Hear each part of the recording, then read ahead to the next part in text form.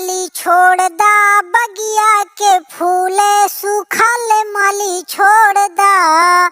माली छोड़ दा बगिया के फूले सुखल माली छोड़ दा।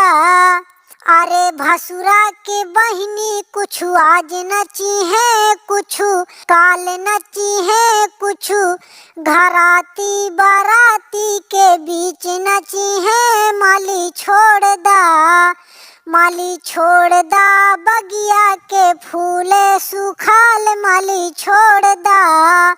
माली छोड़ दा बगिया के फूले सुखाल माली छोड़ दा।